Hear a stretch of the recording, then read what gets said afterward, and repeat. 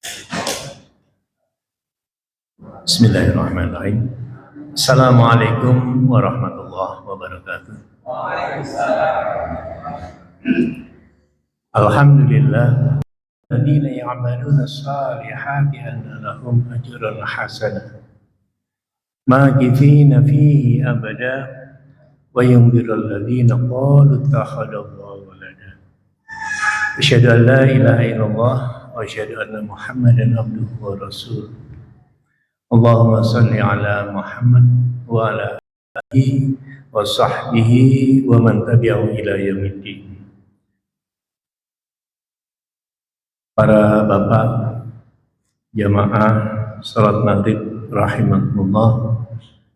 Alhamdulillah, puji dan syukur senantiasa kita panjatkan kehadirat Allah Subhanahu wa taala. Alhamdulillah, malam hari ini Allah memberikan kesempatan kepada kita untuk bisa kembali sholat berjamaah, dan Allah memberikan kesempatan kepada kita untuk kembali mengkaji apa yang telah Allah limpahkan kepada kita.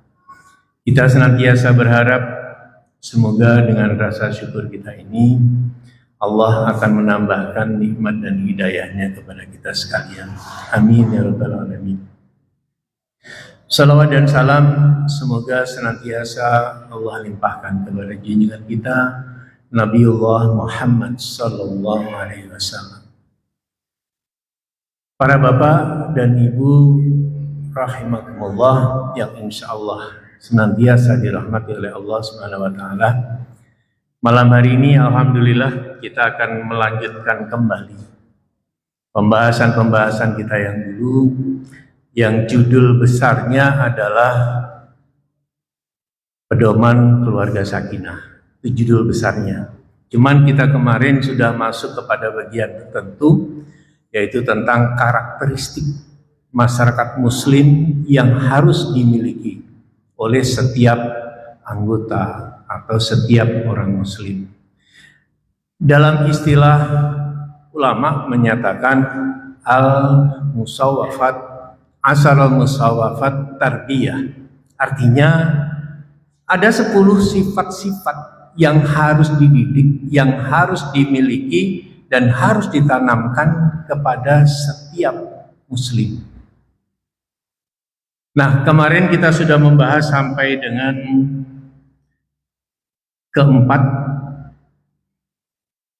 qawiyul jismi. Jadi kita ulang sedikit.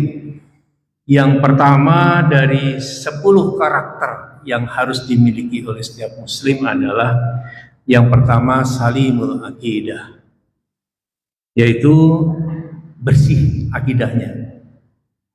Kemudian yang kedua yang harus dimiliki adalah sahihul ibadah. Ibadahnya itu harus benar. Kemudian karakter yang ketiga yang harus dimiliki oleh setiap muslim dan anggota keluarga adalah matinul khuluq, yaitu akhlak yang mulia. Yang keempat, kemarin yang sudah kita bahas terakhir adalah qawiyul jismi, yaitu fisik yang kuat. Nah, sekarang kita masuk kepada pembahasan yang kelima yang harus dimiliki oleh setiap muslim, setiap anggota keluarga muslim. Maka yang nomor 5 adalah musaqqaful fikri. Musaqqaful fikri. Musaqqaf itu adalah keluasan cara pandang, fikri itu pikiran. Jadi yang disebut dengan musaqqaful fikri adalah wawasan berpikir yang luas. Jadi setiap muslim hendaknya selalu memiliki pemikiran yang lapang, pemikiran yang luas, tidak cepat dalam berpikir. Kenapa? Karena kalau kita cepat dalam berpikir, maka yang pertama kali muncul adalah gampang nyalahkan orang lain. efek paling cepat orang yang berpikirnya pendek, orang yang tidak bisa berpikir secara luas, itu gampang nyalahkan orang lain. Dia nggak akan mikir orang lain kenapa seperti ini, nggak mau nyari-nyari. Pokoknya yang penting nggak sama dengan saya, salah, selesai urusan. Nah, makanya seorang muslim yang baik, menurut para ulama ini, dia harus bisa mafakoful fikri, dia harus punya pemikiran yang luas. Nah, sebetulnya kalau kita lihat yang disebut dengan masa kuful fikri atau muthaqaful fikri, itu sebetulnya diambil dari salah satu sifat dari Rasul. Rasulullah itu memiliki empat sifat: sidik, amanah, tablek, yang terakhir fatonah. Dari fatonah ini, fatonah itu cerdas. Rasul itu cerdas sekali. Artinya cerdas itu mampu memiliki pemikiran, mampu membuat perbandingan-perbandingan, mampu membuat analisis. Makanya cara pandang Rasul itu sangat luas. Rasul tidak gampang nyalakan orang lain. Kita bayangkan aja dalam sebuah kisah, dalam sebuah hadis itu disebutkan begini, ada seorang perempuan yang datang kepada Rasulullah untuk minta dirajam. Ya Rasul, saya minta dirajam karena saya telah berzina. Orangnya sendiri ngaku, tapi sebegitu pun Rasul tidak langsung menghukum. Ini harus dibuktikan terlebih dahulu. Itu artinya apa? Artinya cara berpikir Rasulullah selalu membuat beberapa pertimbangan-pertimbangan yang sangat luas supaya tidak terjadi kesalahan dalam menentukan sebuah hukum. Nah, cerita itu panjang, tapi kita tidak membahas tentang itu. Kita hanya ingin melihat bahwa sebetulnya sifat yang dimiliki Rasulullah dengan sifat fatonah ini, kecerdasan yang dimiliki oleh Rasulullah, dan inilah yang harus kita tiru. Ini yang harus kita ambil. Nah, kita mencoba untuk memahami sebetulnya apa sih yang dimaksud dengan muthaqaful fikri itu. Muthaqaful fikri atau kadang-kadang disebut dengan muthaqaful fikri itu adalah kemampuan seseorang untuk memahami, mengambil pelajaran dari berbagai hal. Jadi kalau kita melihat sesuatu, kita tidak langsung membuat sebuah kesimpulan, tapi dipahami dulu, dibandingkan dulu, dipikirkan terlebih dahulu. Isyarat ini sangat menjadi sesuatu yang penting dalam agama kita, karena dalam Al-Quran saja, dalam Al-Quran itu Allah banyak sekali menyebutkan tentang isyarat bahwa orang Islam itu harus banyak berpikir. Banyak sekali, Pak. Bahwa dalam Al-Quran itu muncul kata-kata di akhir ayat biasanya. Kalau kita baca Al-Quran selalu kita ketemukan di akhir ayat ada afala ta'qilun. Apakah kamu tidak berpikir? Apakah kamu tidak berakal? Afala, hanya itu kalau dalam bahasa Arab disebut harful istifham, kata tanya. Allah mempertanyakan kepada kita, apa kamu tuh nggak mikir gitu?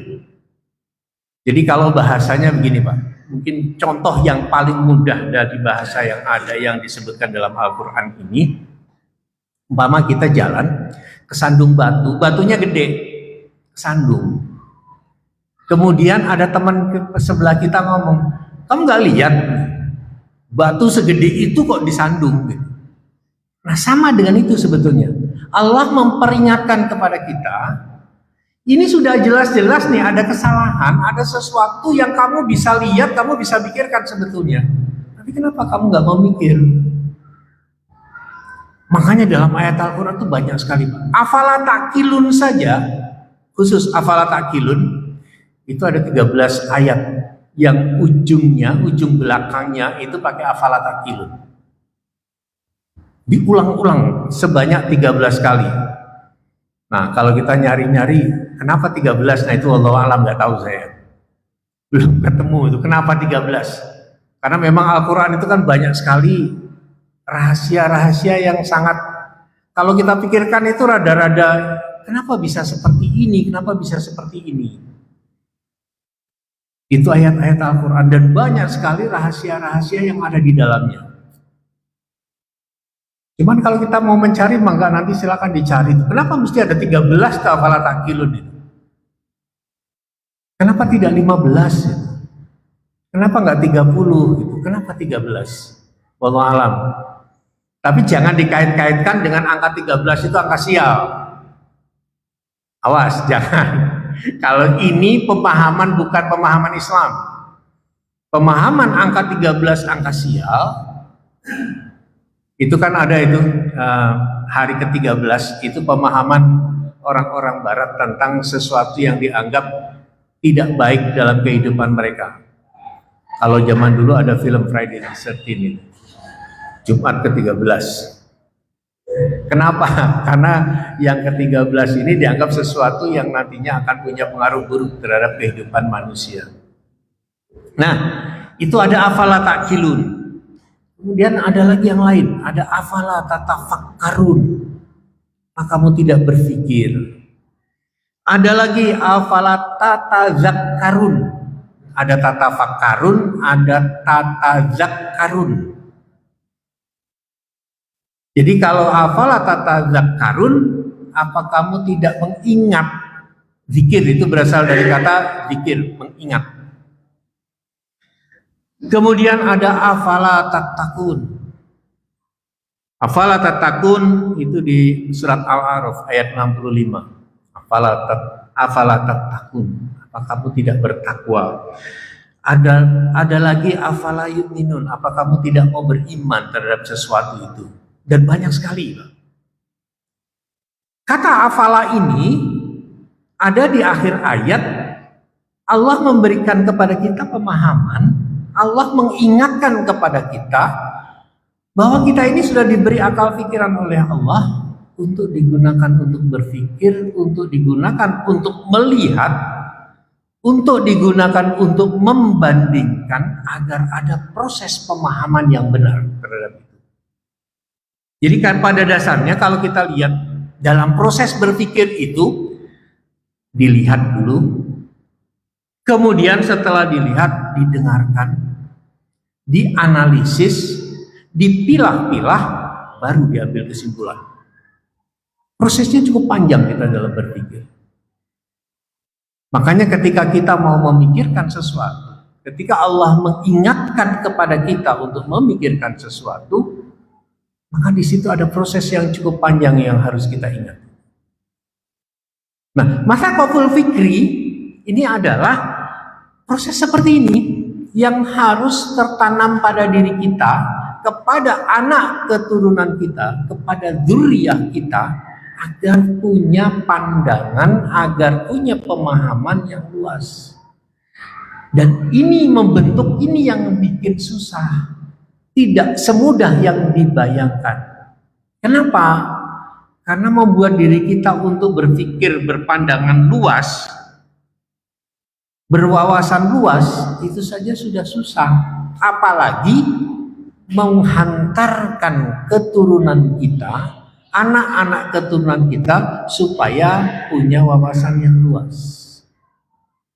Itu tidak mudah. Makanya kalau kita melihat, kita harus perhatikan betul anak-anak kita mulai dari kecil. Makanya hadis Rasulullah mengingatkan pada kita, carilah ilmu mulai dari ayunan sampai liang lahat. Kita tuh dari kecil suruh nyari ilmu. Untuk apa sih? Wawasan kita supaya nambah. Dengan wawasan bertambah itu, wawasan kita menjadi luas.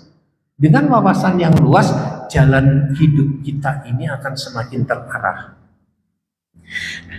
Nah, sekarang kita lihat bagaimana sih ciri-ciri orang yang punya wawasan luas itu. Sebab wawasan luas itu mudah diomongkan, tapi susah dilakukan. Nah, makanya ulama memberikan ada ciri-ciri. Ciri-ciri dari orang-orang yang berwawasan luas itu seperti apa? Nah, nanti baru kita lihat, kita ini termasuk orang yang berwawasan luas apa enggak. Kita ini termasuk masaqoful fikri apa enggak? Cirinya yang pertama adalah bahwa setiap muslim itu harus mampu berpikir secara kritis dan analitis. Artinya berpikir secara kritis itu dia selalu berpikir, selalu mempertanyakan kenapa seperti ini. Analisis membuat perbandingan-perbandingan. Kok kenapa kayak begini nih? Baik dari sisi kehidupan sehari-hari kita maupun ayat-ayat kauniyah, tanda-tanda alam, itu harus mau kita pikirkan. Kenapa? Karena ini menjadi satu ciri, kalau kita mau berpikir, maka pikiran kita ini akan hidup. Kalau kita banyak berpikir, pikiran kita ini akan selalu hidup. Ketika kita membaca ayat-ayat Al-Quran, kita mau mentadaburi Al-Quran, maka dalam pikiran kita nanti akan terus berkembang. Dalam tadabur, makanya dalam Al-Quran pun sama. Afala yatadabbaruna Al-Quran. Apakah kamu nggak mau memikirkan Al-Quran itu? Karena Al-Quran sendiri banyak yang harus dipikirkan. Apa bisa tiap hari kayak gitu? Enggak lah, susah Pak. Ya kita coba dikit sedikit kan. Kalau pas lagi longgar sambil baca Al-Quran, insya Allah kalau baca Al-Quran sih kita bisa itu mendawamkan itu, merutinkan. Tapi kemudian apakah kita mau memikirkan ayat-ayat Al-Quran? Nah ini yang kadang-kadang perlu kita mulai dari diri kita sendiri. Baru nanti mengarah kepada anak-anak kita. Kemudian ciri lagi orang yang disebut dengan masaqoful fikri ini, ciri-ciri orang yang berwawasan luas, itu dia mampu melihat hubungan antar berbagai hal. Jadi kalau orang berpikir, orang yang berpikir luas itu, dia menghubungkan satu bagian dengan bagian yang lain. Dan kadang-kadang, nah ini yang kadang-kadang out of the box. Nggak nyambung tapi kemudian kok bisa dihubung-hubungkan. Kadang-kadang sesuatu yang tidak kayaknya nggak masuk akal. Ini contoh yang paling gampang itu Pak, yang sering kita lihat sehari-hari. Tapi ini bukan untuk iklan ya, tapi di periklanan itu sering kalian. Coba aja kita perhatikan ya. Apa hubungannya rokok sama adventure? Orang berpetualang, hubungannya sama rokok apa? Tapi justru itu dijadikan logo ketika ada iklan rokok. Iklannya sih rokok, tapi gambarnya adalah orang pakai jeep berpetualang di alam bebas.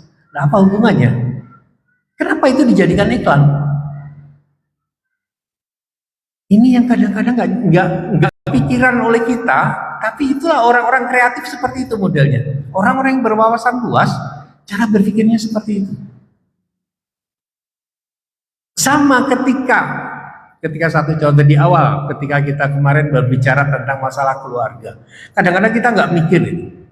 Yang disebut keluarga itu siapa?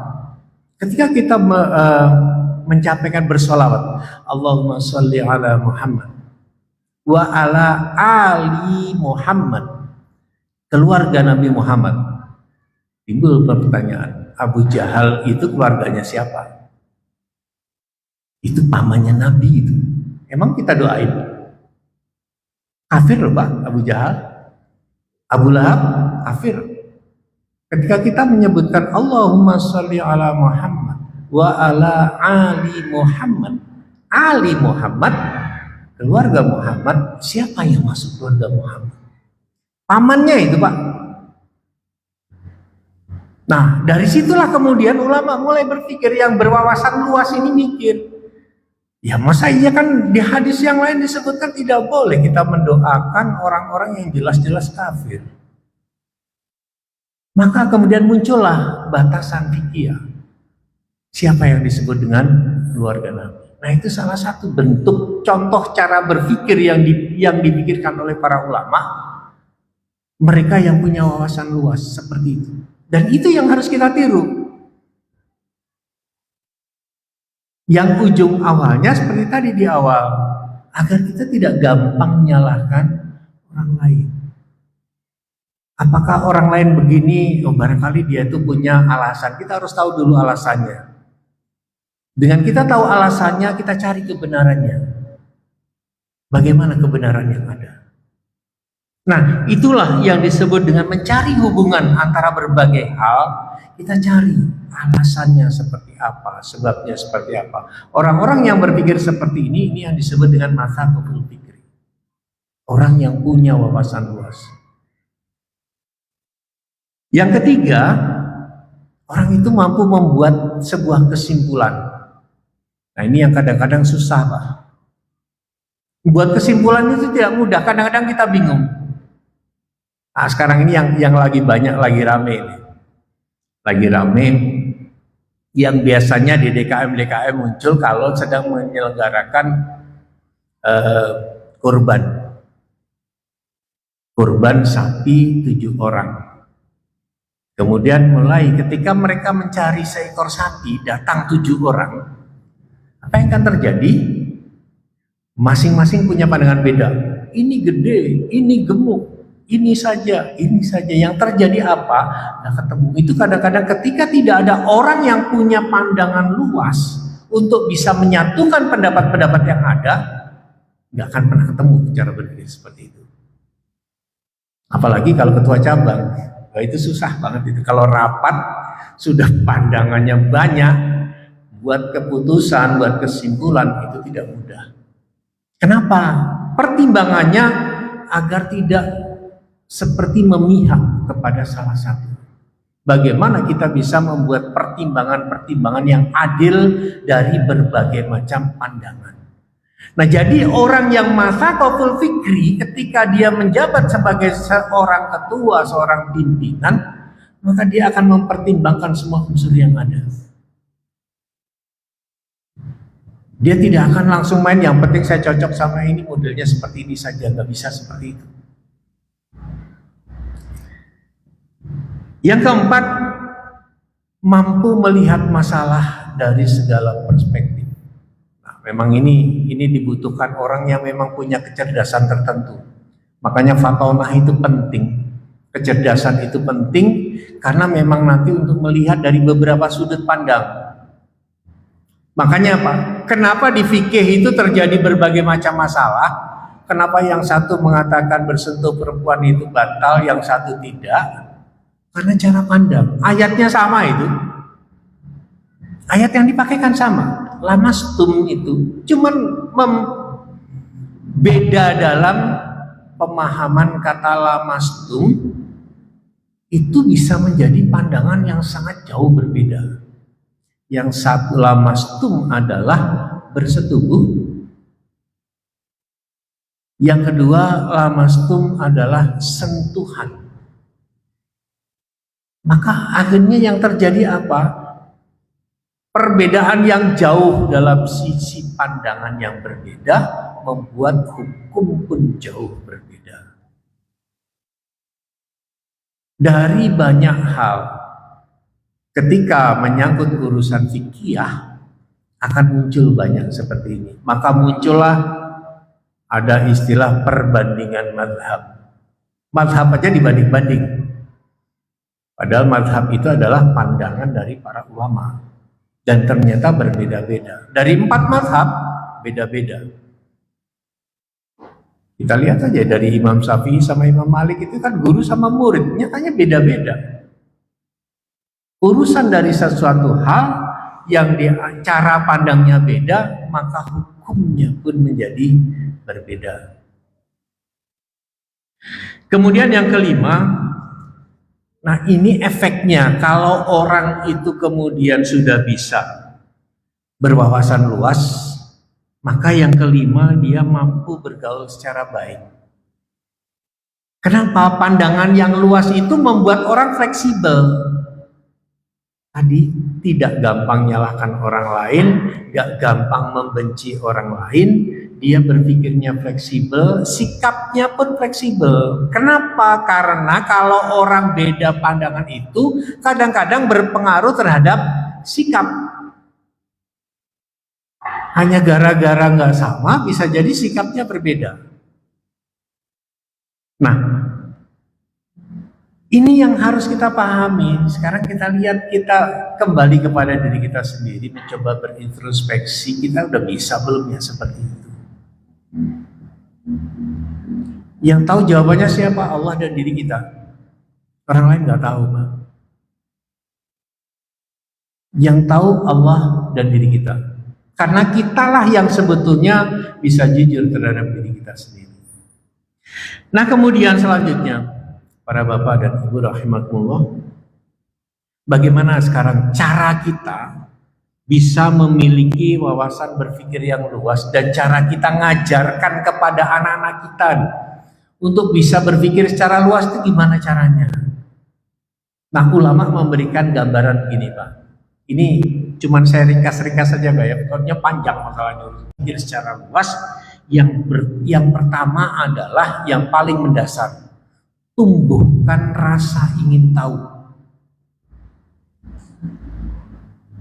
Jadi pada diri kita, kepada anak keturunan kita itu, buat supaya diri kita itu selalu pengen tahu, kenapa sih ini begini?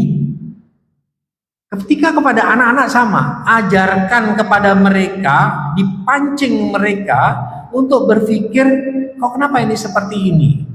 Jangan pernah menjejali anak dengan pikiran kita. Itu mematikan. Jadi kalau kita punya anak, maka anak keturunan kita ini, kita ajari mereka untuk selalu pengen tahu, dia menggali, biarkan dia mencari. Dia pengen tahu segalanya. Dan biasanya anak punya sikap dasar ini. Kadang-kadang orang tua yang mematikan, udahlah nggak usah banyak nanya, ribet. Justru kita nggak sadar yang kayak gitu mematikan cara berpikir anak kita sendiri. Cuman juga sama, jangan terlalu di-loss. Sebab ketika anak mempertanyakan sesuatu yang kadang-kadang sangat sulit untuk dicerna oleh akal pikiran seusia mereka, kalau kita loss bahaya juga.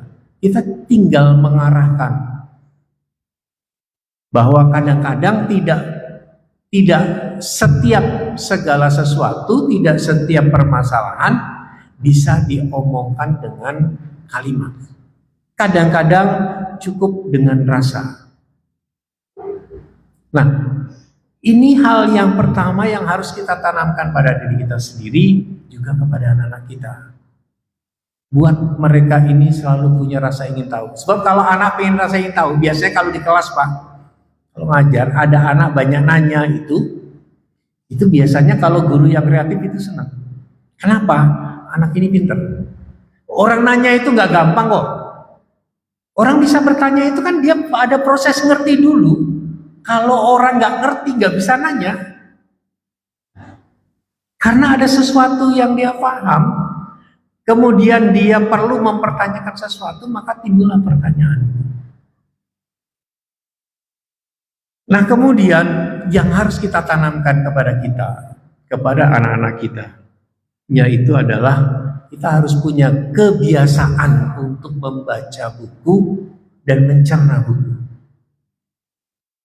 Karena buku itu jendela dunia.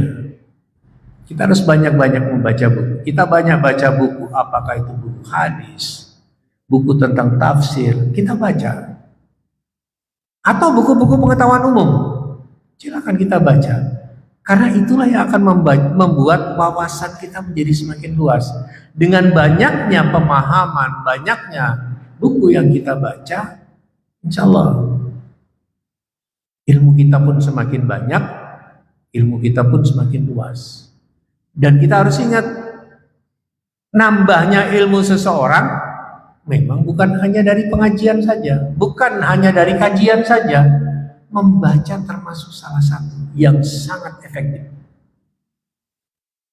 Makanya sekarang ini kita harus tanamkan, dan ini yang sekarang ini jadi tantangan paling besar tuh nomor 3 ini, Pak. Ini jadi tantangan paling besar. Kenapa? Anak sekarang itu susah kalau suruh baca. Kenapa? Dia nggak mau buka buku, yang dipegang HP. Kalau sudah HP, buku ketumpuk semua, Pak.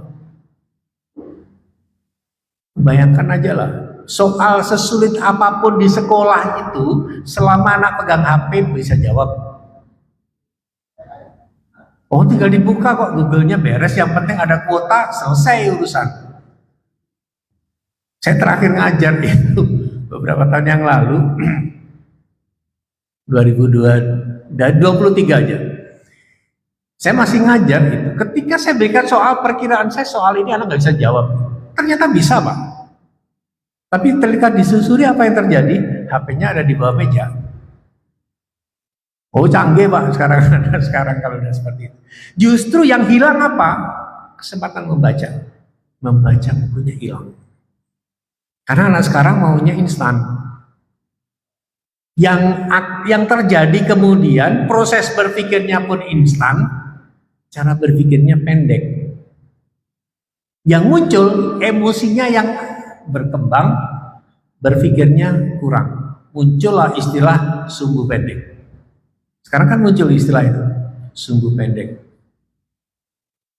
Kemudian muncul yang terbaru lagi, pubbing. Pubbing itu kebiasaan anak-anak sekarang, diajak ngobrol, ketemu dengan orang tua, dia asik main HP sendiri. Itu penyakit Pak itu. Itu sudah dinyatakan sekarang ini itu penyakit. Jadi kalau putra putri kita lagi ngobrol nih, kita kumpul keluarga. Kemudian dia asik dengan HP-nya. Kita ngobrol, kita bercerita, dia nggak nganggap, kadang-kadang cuma nanggapi ala kadarnya, itu pun hanya sekedar basa-basi. Itu disebut dengan pubbing. Jadi pubbing itu penyakit kejiwaan yang berkaitan dengan orang yang ketagihan sama HP. Dan itu sudah menjadi penelitian secara internasional dan dinyatakan bahwa itu sudah menjadi penyakit sosial. Nah, ini yang perlu kita kembalikan. Bagaimana cara kembalikannya? Ya tergantung sekarang bapaknya. Semakin canggih HP, ya semakin hebat anak itu. Makanya kadang-kadang kita perlu membatasi. Supaya apa? Anak kita mau kembali membaca buku. Kemudian yang ketiga, untuk bisa menumbuhkan wawasan berpikir itu kita mesti tanamkan pada diri kita dan anak-anak kita, itu adalah selalu punya keinginan untuk berdiskusi dan tukar pikiran. Orang yang mau berdiskusi, mau tukar pikiran, itu orang yang mau membuka wawasannya. Sebab kalau orang nggak mau diskusi, nggak mau tukar pikiran, itu dia selalu merasa dirinya paling benar.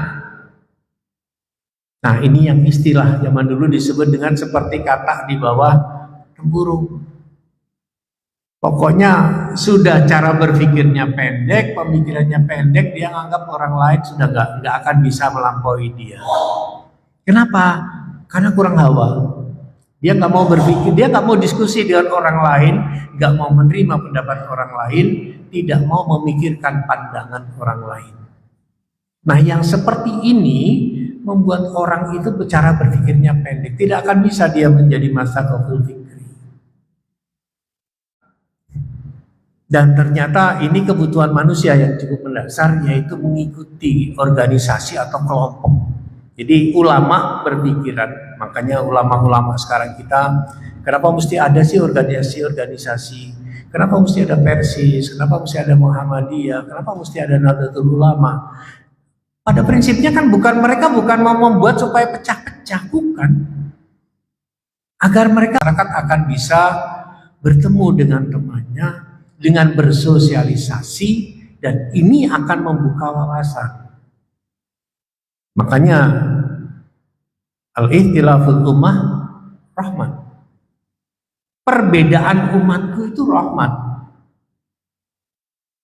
Kenapa? Karena dengan perbedaan itulah sebetulnya wawasan kita akan semakin bertambah, cara berpikir kita bertambah. Yang nantinya ujung-ujungnya akan membuat kita bisa mengenal satu dengan yang lain.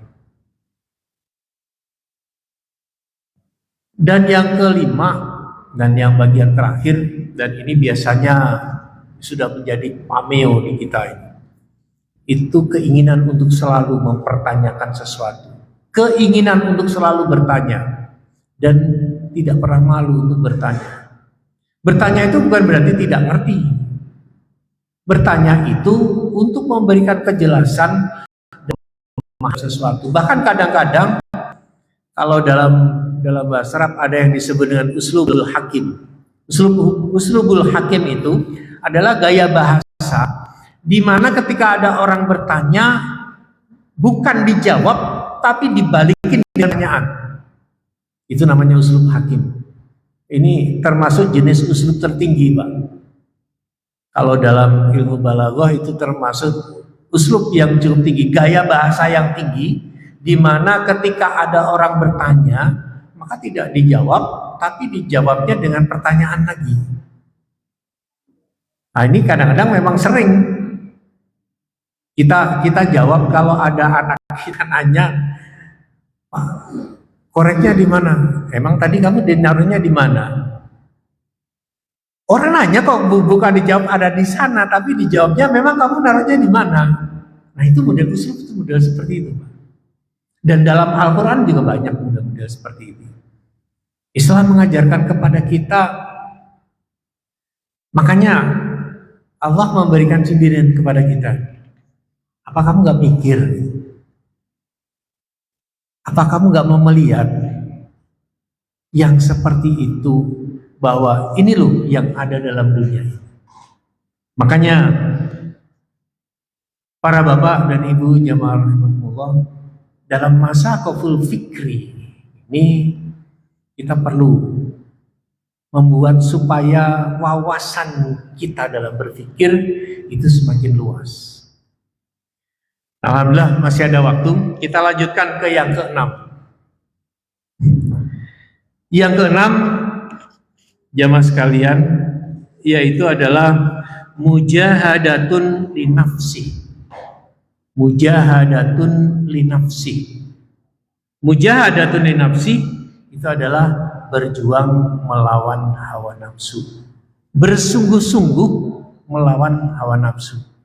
Jadi karakter yang harus dimiliki oleh seorang muslim, maka dia harus mampu mengendalikan hawa nafsunya. Kenapa seperti ini? Karena nafsu itulah yang kemudian bisa membuat diri kita ini akhirnya terseret dalam perbuatan dosa. Kita lihat sekarang.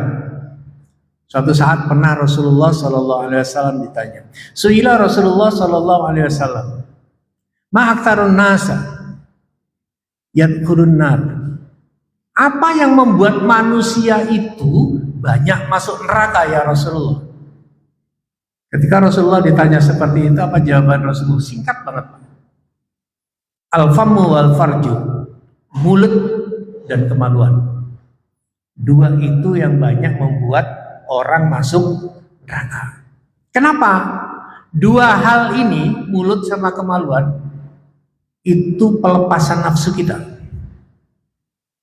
Nafsu manusia itu yang tidak bisa terkontrol itu biasanya dikeluarkan melalui dua jalan, al-famu wal farju,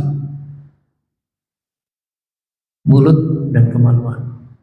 Mulut itu nafsu serakah, nafsu untuk hawa, itu semuanya dari mulut.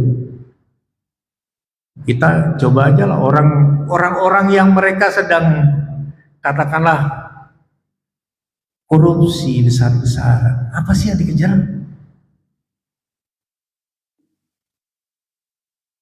Semuanya bermasuk ke dalam mulut mereka. Dan apa yang dikejar? Apa yang dia keluarkan dari farji mereka. Cuman itu yang dia kejar. Makanya dua hal ini itu pelepasan untuk orang yang tidak bisa mengendalikan nafsu. Makanya kalau kita membaca sedikit tasawuf, rada nyerempet ke tasawuf sedikit, Pak. Di tasawuf itu ada 3 tingkatan. Ada yang namanya takhalli, ada tajalli, ada takhalli, ada tahalli, ada tajalli. Ini tingkatan seseorang ketika dia mau membersihkan diri dalam yang disebut dengan tazkiyatun nafs, membersihkan jiwa. Nah, di tasawuf modern, kalau tasawuf yang model lama, tasawuf yang lama, sufi segala macam, itu mereka membunuh nafsu, kemudian dengan menggunakan ritual tertentu, maka ujungnya adalah di tajallinya itu menyatunya antara seorang hamba dengan Al-Khaliq, yang dikenal dengan istilah manunggaling kabel Gusti itu. Bersatunya Tuhan dengan sudah Isa ya Pak? Jamnya pasang belum jadinya Pak. Baik Bapak sekalian, mohon maaf karena ini sudah waktunya habis, sudah Isa. Insya Allah lah nanti kita bahas yang tahalli, takhalli dan tajalli di pertemuan yang akan datang. Kurang lebihnya mohon maaf. Bila taufiq wal hidayah. Assalamualaikum warahmatullahi wabarakatuh.